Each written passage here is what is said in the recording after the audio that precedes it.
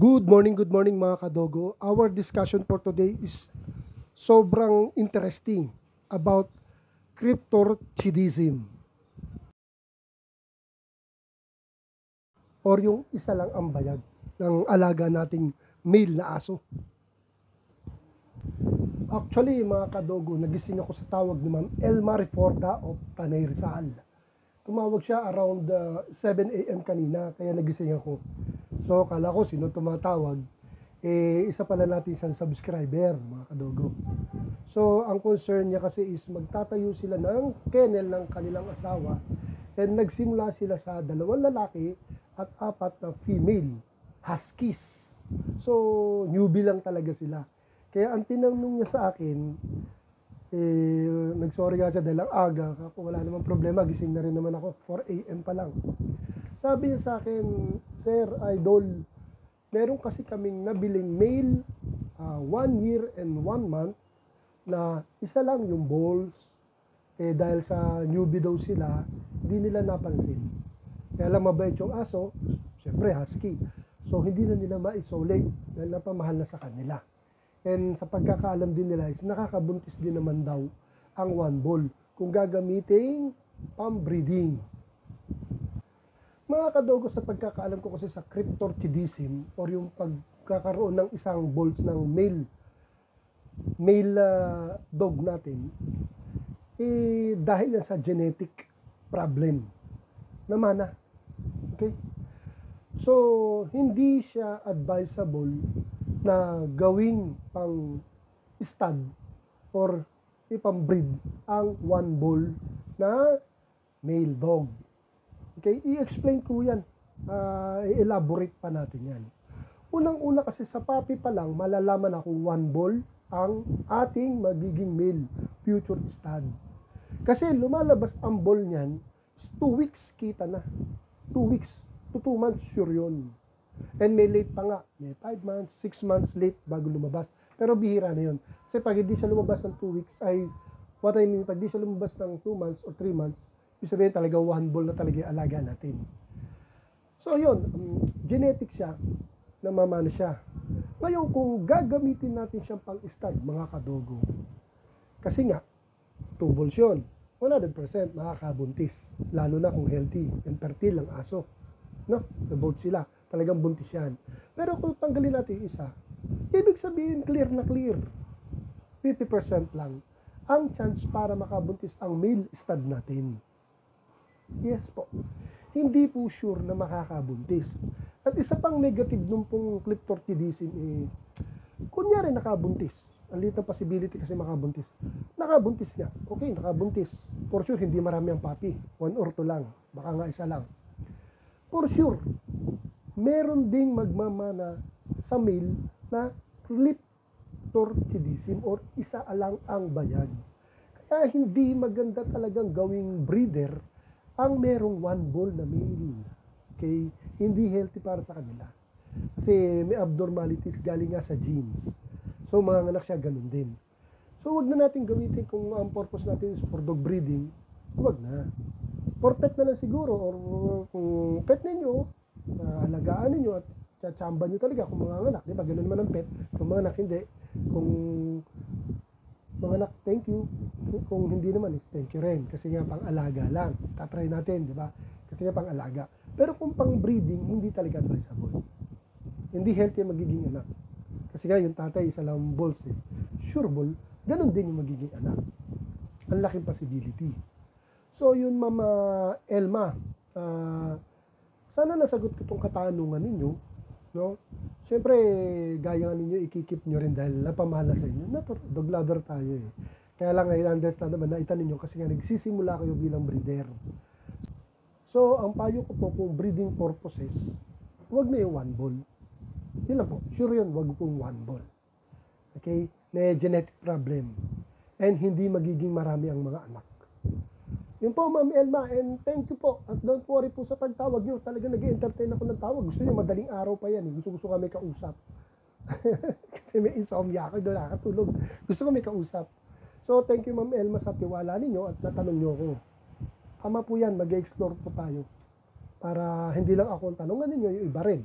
Diba? Para mas marami tayong kaalaman. Ganun po ako nung nagsimula, tanong ako ng tanong.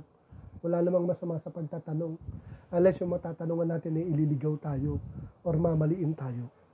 Pero ako po, according sa experience ko po, magna 9 years na akong breeder.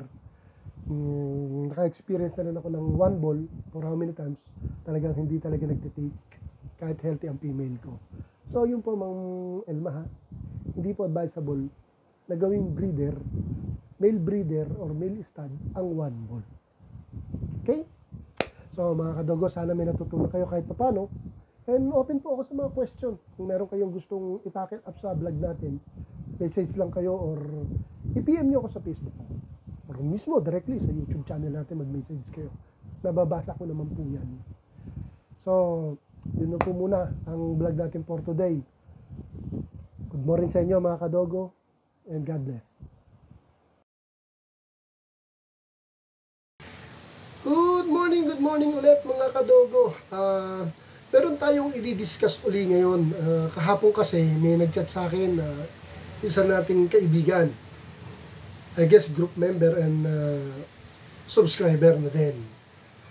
Si Sir J. Around 2 PM kahapon, nag-chat siya. Nagtanong siya kasi marami siyang alagang aso. Mga kadogo, dog lover tong taon to. That's why nagtanong na siya sa akin, syempre, para din sa health ng alaga niya. Dog lover, syempre, ganun talaga. Matanong, sinusure kung ano yung tama para sa alaga natin. Dog lover tayo, mga kadogo.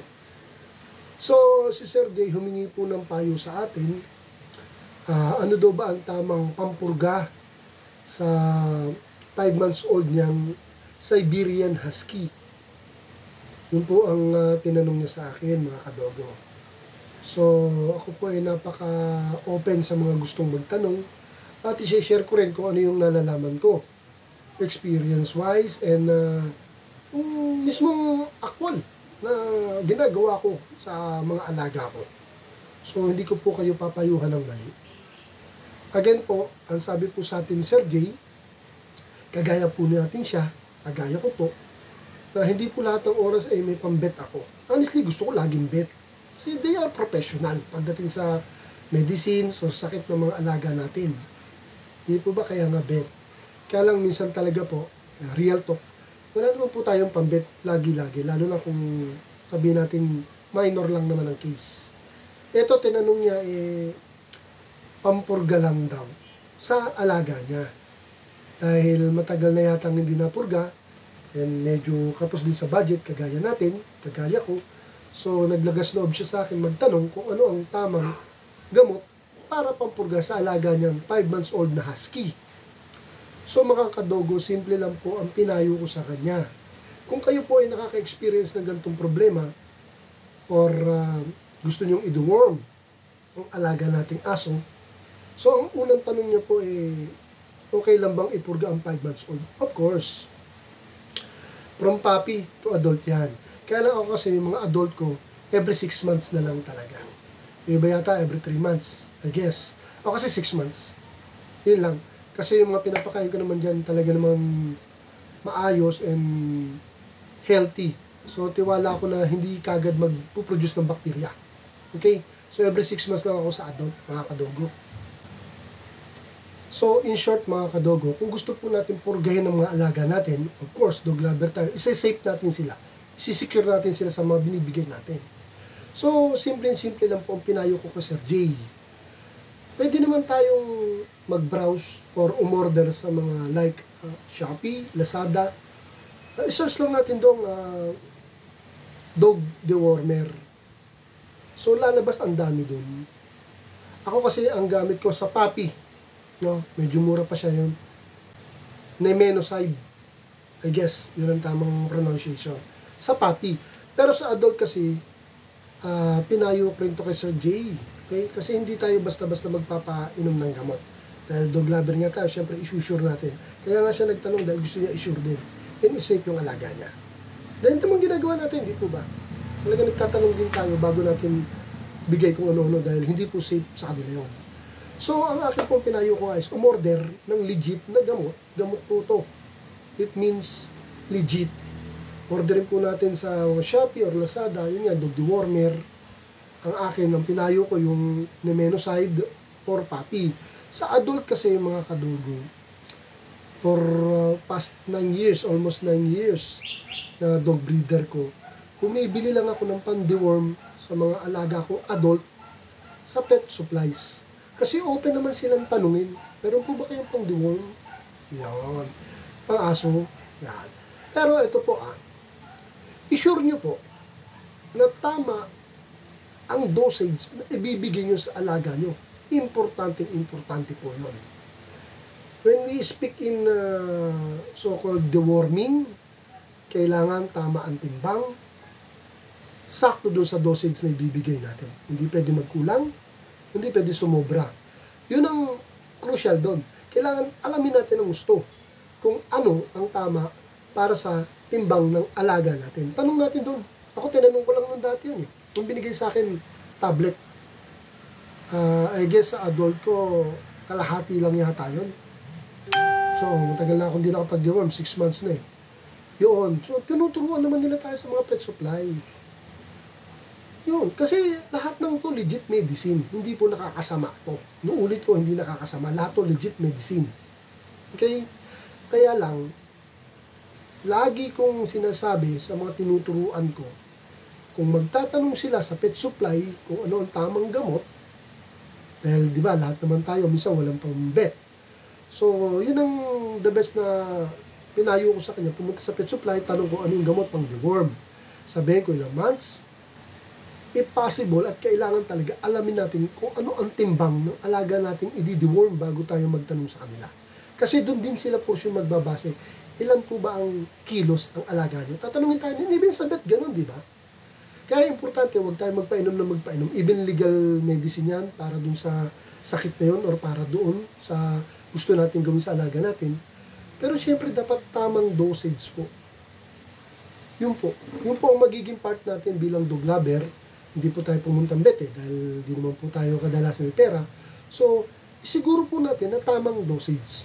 Kasi lahat po yung gamot para doon. Hindi naman po yung ginawa para hindi makagamot. Let's say, example, pang deworm. Legal na gamot naman yung bibili ninyo. So, pang deworm talaga yun. Kaya lang, sa part ninyo bilang dog lover or dog owner na magpapainom, i-sure nyo talaga yung timbang at dosage. Itanong nyo sure nyo kung ano ba talaga ang tamang dosage. Huwag yung painom ng painom. Diba? Para talagang effective yung gamot sa katawan ng alaga natin at safe sila. So, yun mga kadogo, pinayo ko kay Sir Jay. Nagaya rin natin siya na walang pambit minsan. And besides, deworming lang naman para sa akin. Napakasimple lang. Para sa akin, ayun na yung opinion ko. Kasi 9 years ko naman ginagawa at safe naman. Yun. Umorder ako sa Shopee, yung syrup type. Minsan dropper pa nga, pampapi. Pero pag adult na ginagamit ko yung tablet na binibili ko sa pet shop or pet supply. Hindi ko alam ang brand nun. Kasi pag bumili ako tinilang, minsan 3, 4, 2. So, tinatanggal na nila sa bottle, hindi ko na alam ang tatak. Pero, nasabi sa akin, sa tagal ko nang ginamit, nasa dulo ng dila ko eh. Kaya lang, pag pupunta ako doon, pag sinabi kong pang-deworm, yun na yung binibigay sa akin, yung tablet na yun. So, yun mga kadogo, nuulit ko, kung susundin niyo po ang payo ko, at wala tayong pambet, safe naman pong bumili ng any legal medicine for dogs sa mga Shopee or Marketplace or dun sa pet supply. Basta alamin po natin yung tamang dosage. Okay? Yun po ang importante, tamang dosage para sa tamang timbang ng alaga natin. Para effective talaga ang gamot. So, yun po ang didiscuss natin ngayon and sana nakatulong din kahit papano. Dahil alam ko naman, hindi lahat ng dog lover may budget para doon. Hindi naman po lahat tayo mayaman. Pero lahat ginagawa natin para sa alaga nating aso. Kung ano yung ikabubuti nila. Okay mga kadogo? So, again, sana may natutunan kayo kahit papano. Okay? And till next time mga kadogo.